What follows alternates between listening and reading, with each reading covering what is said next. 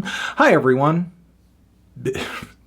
Diphany Z's Tano here, the internet's busiest music nerd, and it's time for a review of this new Lady Gaga album, Mayhem. Here we have the newest album from one of modern pop's most celebrated and influential figures, eccentric as well, Lady Gaga. Yes, the mother of monsters is back with her first proper Gaga album in like 5 years. Not to say she has been totally inactive creatively over that course of time. Obviously, she just appeared in that insane musical sequel to the Joker movie with Joaquin Phoenix, which also had a soundtrack, and she, around the same time, independently dropped her own record that had some thematic parallels titled Harlequin that feature a lot of show tune type tracks. She also took part in the soundtrack of the 2022 Top Gun Maverick film. She also had her second album of Tony Bennett crossovers release back in 2021. And when she was in the midst of her last proper album cycle, Chromatica, we were collectively deep in the chaos of COVID. And personally, I was very thankful to have Gaga feeding us some new tracks, because this was around a time where many pop stars, understandably, were pushing their releases and big projects back due to the fact that nobody was going to be able to tour behind whatever material they released. And while Chromatica did have its low points for sure, I did think it was a very solid album for Gaga. One that doesn't get enough conversation in retrospect for its many consistently catchy anthems, a lot of quality nostalgic throwback dance pop type production on this album too, all of which complemented her voice really well. And let's not also forget to mention the Chromatica Remix album, which was also an event unto itself, which featured all of these hyper pop and freaky left field pop tie-ins that no other mainstream artist on Gaga's level was doing at that time, at least not to that extent. Moving on to Mayhem though, this album is very much ushering in a new era, a new vibe, an edgier Gaga, if you will, with the title and the black and white cover and the look she's giving and the cracked glass, or is it kind of a mirror? We also had Disease, which was the first big teaser to this record, which is this track packed with these Marilyn Manson-ass lyrics and heavy lumbering beats that feel at least a little industrial adjacent. So right off the bat, this era is bringing a much darker energy than, you know, the pretty pink Power Ranger outfit that she was wearing in the Stupid Love video. And while it is most definitely a change, I feel like doing something along these lines, doing something in this style, is kind of hallowed ground for Gaga. I mean, she kind of broke into the pop sphere as a weird, edgy game changer, which sure you could say is relative in a way, because there's certainly music out there that is more freaky and weird than Lady Gaga, sure. But you can't really deny that quirky, odd, flamboyant mainstream pop is like the flavor right now. So in that sense, Gaga, her style, her sound, her shtick, if you will, is almost normalized in a way, which is all the more reason for her on this new album to go hard and simultaneously like remind us of who she really is. Really embrace that classic Gaga mayhem. And there has been a lot of discussion around this album cycle about whether or not she is going back to her old self, reheating her nachos, especially after the release of the single Abracadabra.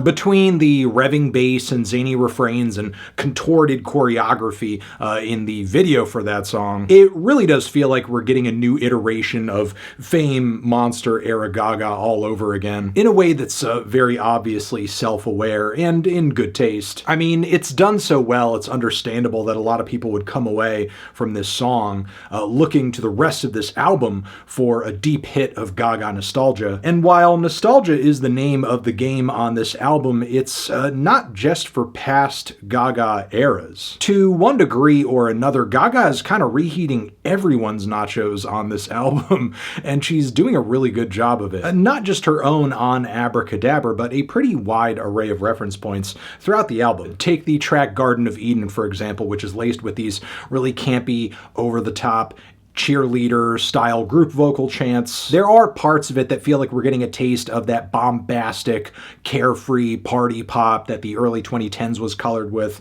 thanks to the likes of Kesha. But by that same token, there's something really dark about it too. Not just because of the very odd biblical themes and temptation going on in the lyrics, but I'm also loving all of the thumping club beats and super gritty, textured analog synthesizers packed throughout the production that are very much giving Nine Inch Nails, Trent Reznor, especially on the outro of the track. And I feel like that Nine Inch Nails influence comes out even more boldly on the following Perfect Celebrity, where you not only have these dour synth chords that kick the entire track off, but these explosive rock choruses with burning chord progressions. The story of the track matches the instrumental really well too, as Gaga describes the downsides of fame, the self-destruction, the beauty standards. Vanish Into You also keeps up a lot of these somewhat dark, edgy production aesthetics, but I don't care how many weird synth layers you cover this song in, this is an ABBA song. Through and through, this is ABBA. It's just pure roller disco with all the glitz, all the glamour, but just that perfect amount of Gaga oddity to make it sound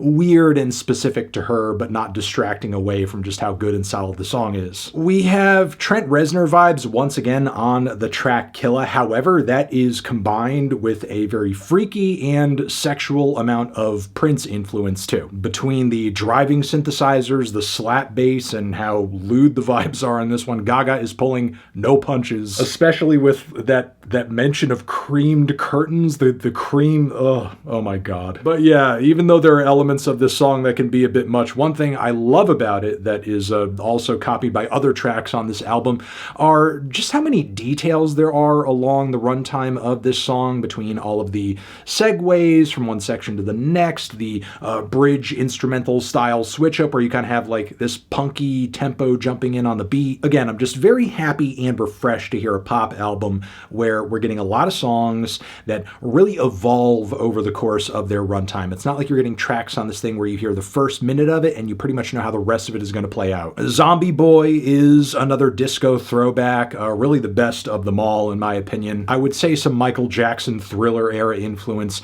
turns up as well in terms of the spooky yuki imagery and storytelling going on in the bars. This turns up later into the record as well, which I will get into.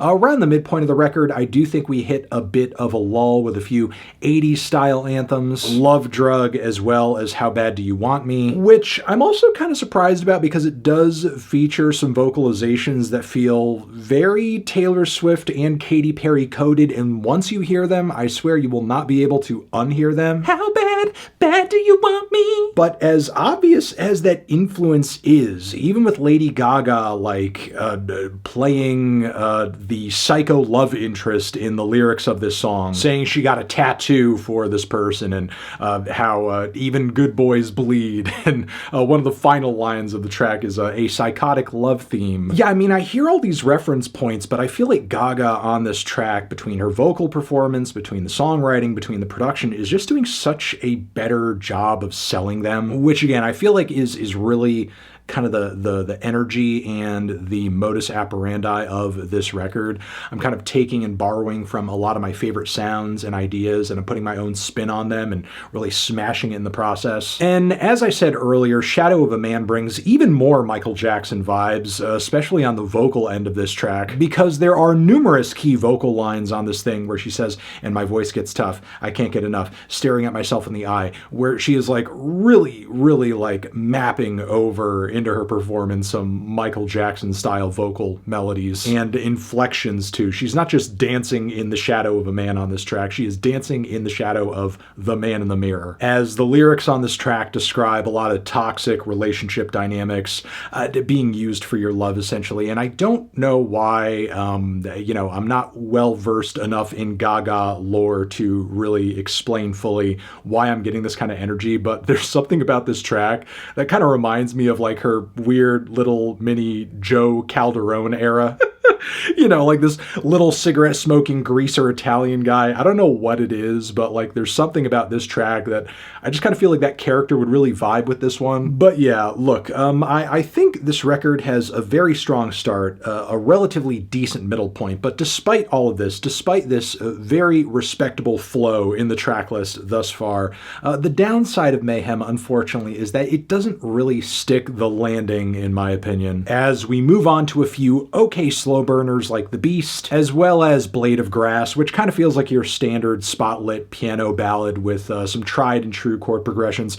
So tried and true. There are some musical shifts along the song that feel kind of akin to Vanish Into You earlier in the album, and not in kind of a reprise sort of way. And even though I'm not exactly thrilled with these two songs, they most definitely would have made for a better ending than what is the actual ending of the standard edition of this album, and that's Die With a Smile with Bruno Mars. Which, like, I get how popular that song has been this year, and I sort of understand the marketability and the star power appeal and the appeal of the song musically at its core, but I feel like stylistically and aesthetically, this song has nothing to do with the rest of Mayhem. It doesn't fit in anywhere, even at the end. I mean, Gaga's eccentricity and creativity on the best moments of this album aren't reflected in this song in any way. If anything, she's giving a pretty standard and straightforward vocal performance on it, and it feels more like a Bruno Mars song than anything. So again, I just don't really get the point and appeal of this track in this track list. Keep in mind, again, this album is titled Mayhem, and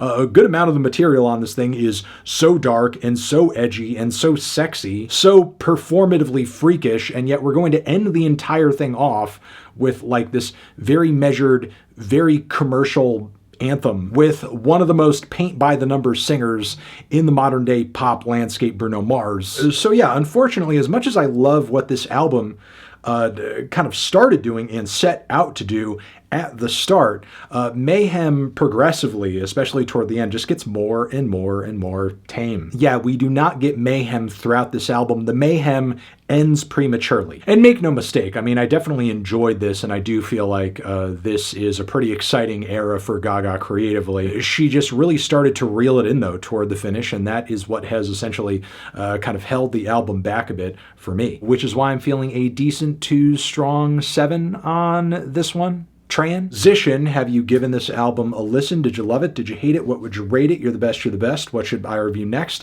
Hit the like if you like. Please subscribe and please don't cry. Hit the bell as well. Over here next to my head is another video that you can check out. Hit that up or the link to subscribe to the channel. Anthony Fantano, Lady Gaga, Mayhem, forever.